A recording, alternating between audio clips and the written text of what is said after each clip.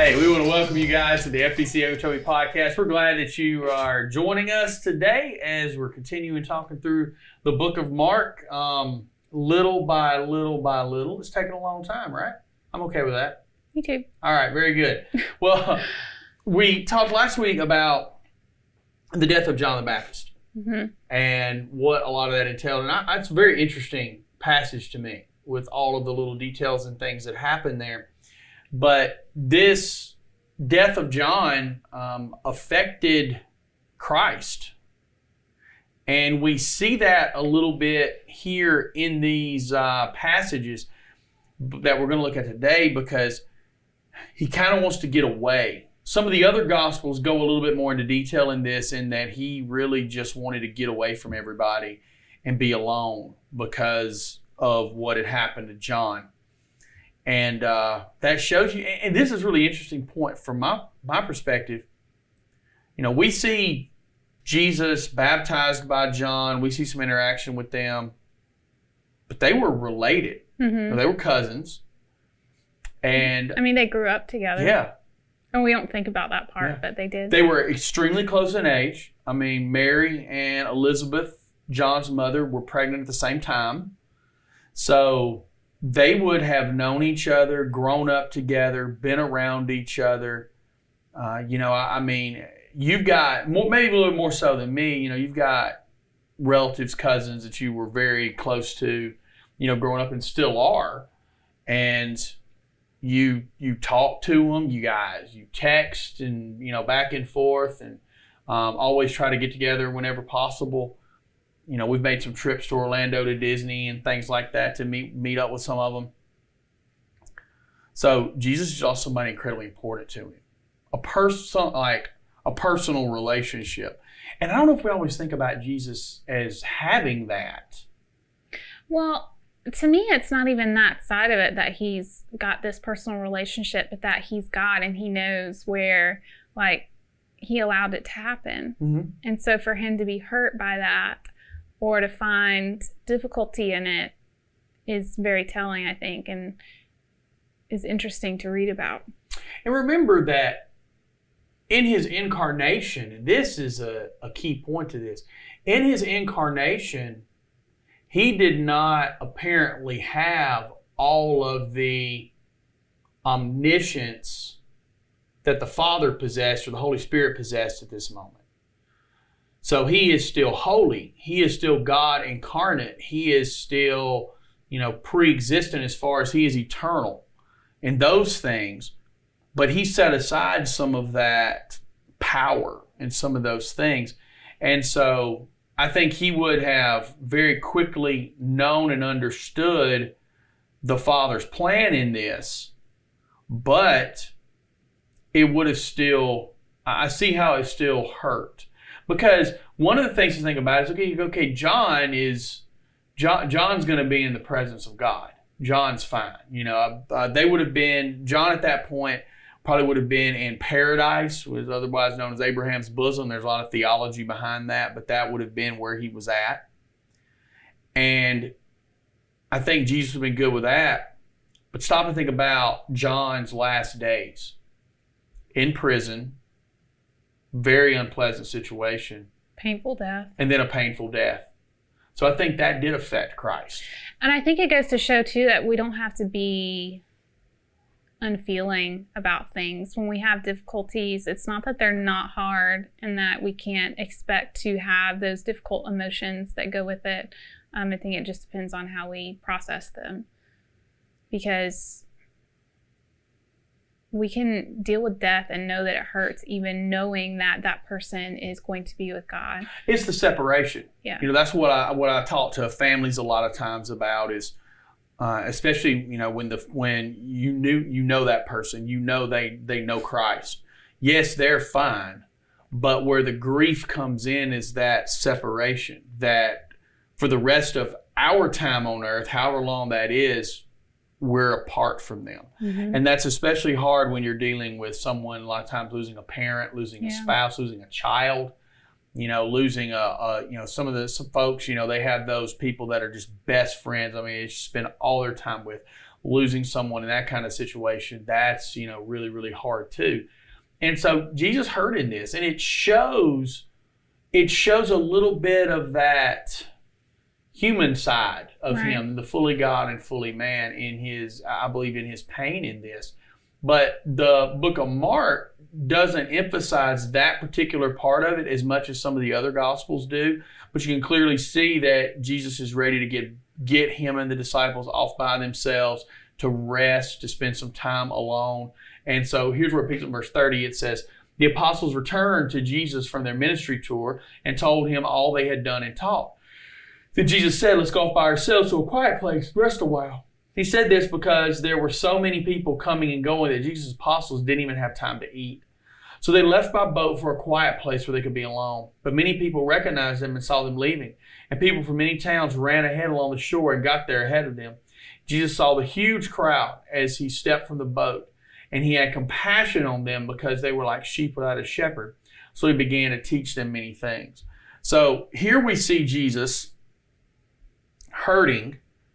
The disciples are physically and emotionally tired. I didn't really talk a lot about that in this particular some of the other gospels do. Mark doesn't necessarily talk about that in this moment, but we see it in the other places. The disciples are exhausted. Jesus wants to spend time with them. He says that they hadn't even had time to eat, so he wants to get quiet. But at this point, the crowds are so drawn to him, he can't get away.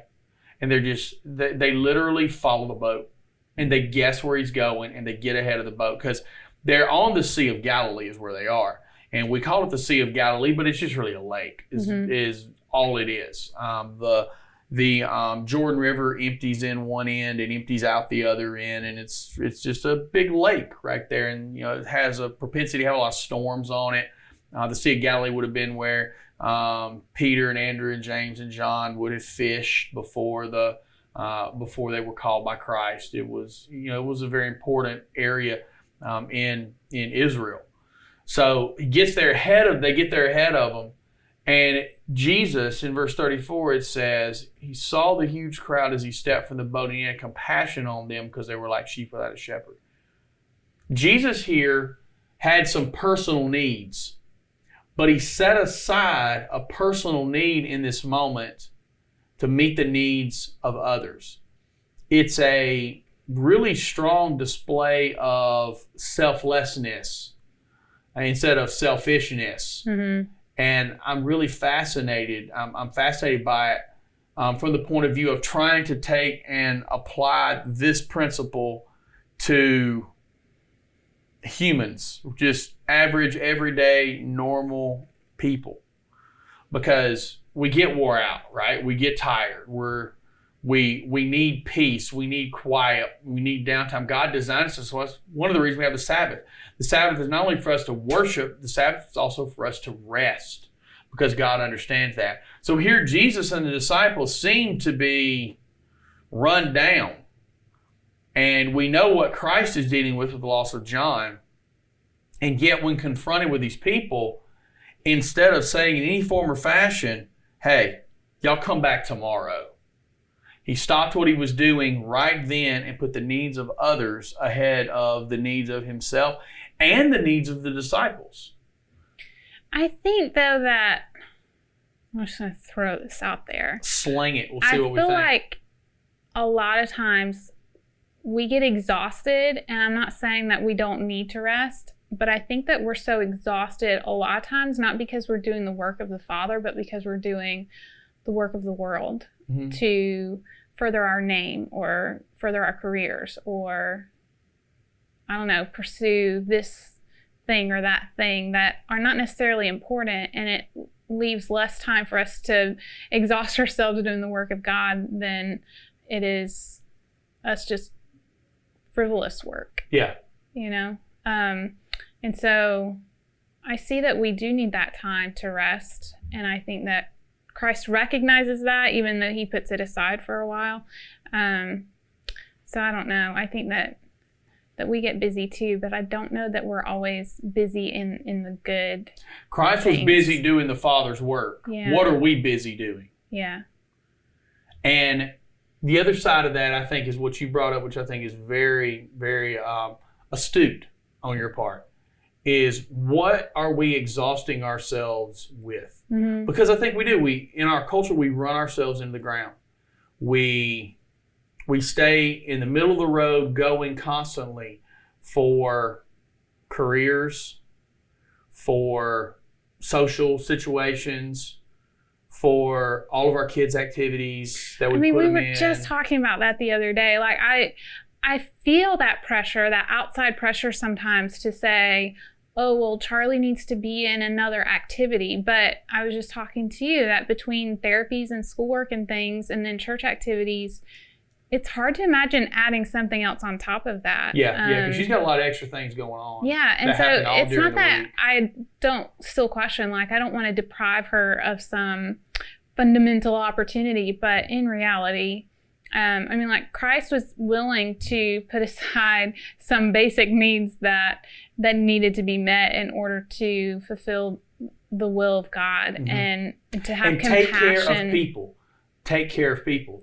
So, but in our culture and in our church culture, not just in the church where we serve, but I think overall in church culture, do we, instead of setting aside what we may want in that moment from a rest or an activity, social situation thing, are we, instead of setting those things aside to have compassion and minister to and care for the world around us and do something in the more spiritually eternal realm of making a difference in the world around us, are we focusing on those things and then setting aside the part that should be the emphasis? Does that make good sense? Yeah.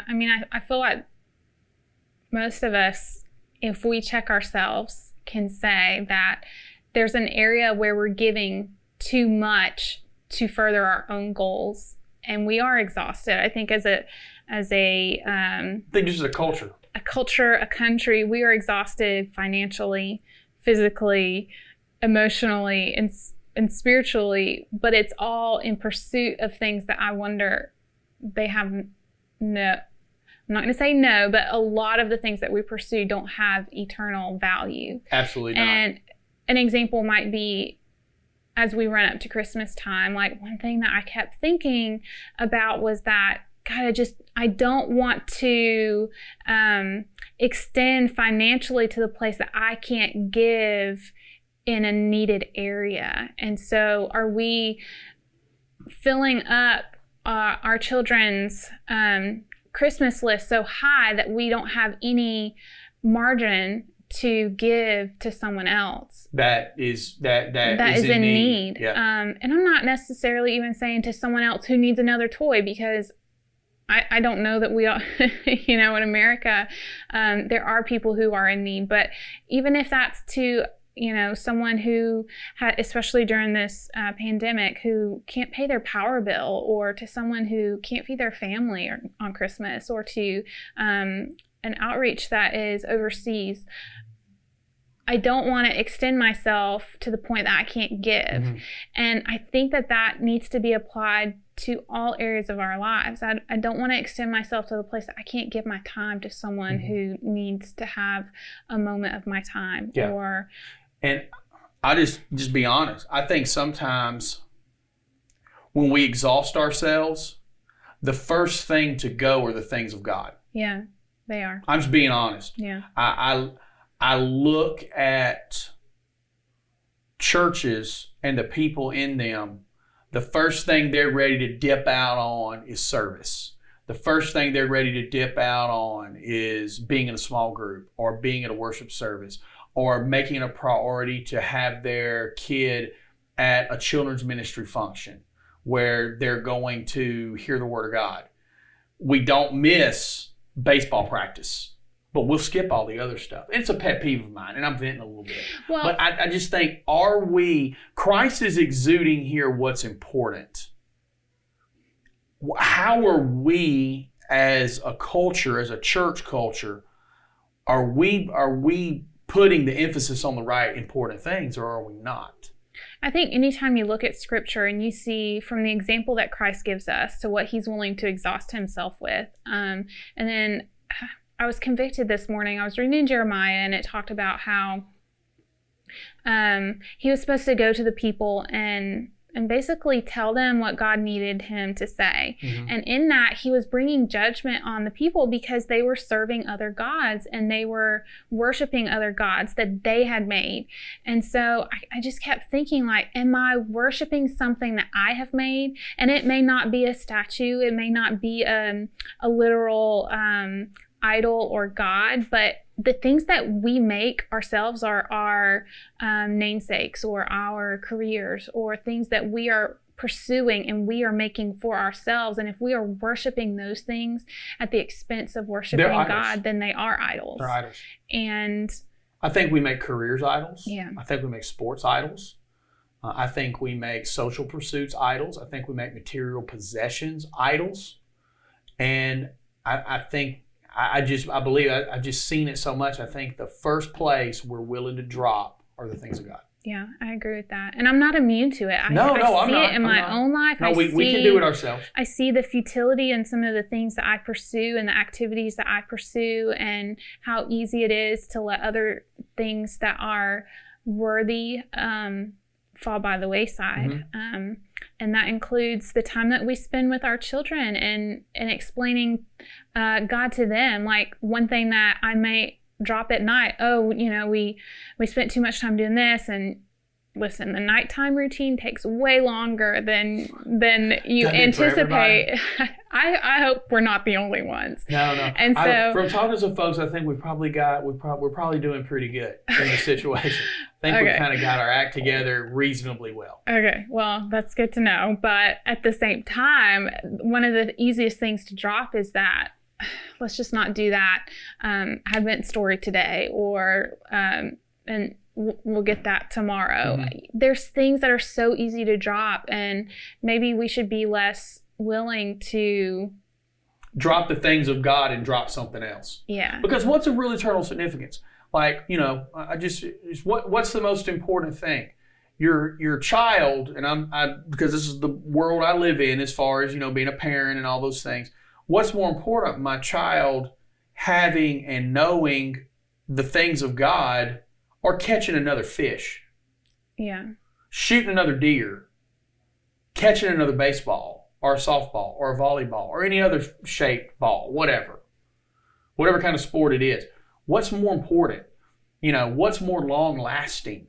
And if you can fit those things in without sacrificing the things of God, great. But if I'm going to go to an extra activity or a dance class and then be so exhausted that I can't speak to her about God at night or say prayers or, read this story or do whatever and feed into her the things that are going to be lasting, then I think I'm doing it wrong. Because it does. I agree with you on this, and this is how you kind of phrase this. It boils down a lot more than just church activities. It's what's happening in your house with your family. Mm-hmm. It's both. It's making that corporate worship and service and participation important, but just as important, matter of fact, I'd say more important, is the things you're teaching your kids in your family. What are you emphasizing in your family? How are you speaking to them about God? What are you teaching them from Scripture? How is that working? So if we put emphasis on all these other things, and the thing that, because there's not enough time left, gets dropped is the things of God, are we really teaching the next generation the right things and what is really important? I mean, it's and Christ here, I think, is exemplifying what was important. The spiritual side was important. And he sacrificed some personal comfort to take care of someone else. Yeah, and I think it goes back to, he says the greatest commandment is to love the Lord your God with all of your heart, but also to love your neighbor as yourself. One is love your neighbor. So I imagine he would like to have gotten away and to fill up spiritually, because to me that's just who Jesus was. Constant communion with God the Father and seeking out that will. But his compassion on the people, I think, is... I almost look at that as they're intertwined. He was showing his love for God by meeting the needs of those people. He was showing his love for the Father, because that's the proper way to put it, because he is God as well. His love for the Father, his devotion to the things of the Father by caring for someone in need. I agree. I think that if you are so filled up with God, it can't help but overflow, and you want to share it with other people. So I think it's twofold. It's having enough time to fill up, and then it's sacrificially sometimes giving to other people spiritually, financially, emotionally, but leaving margin.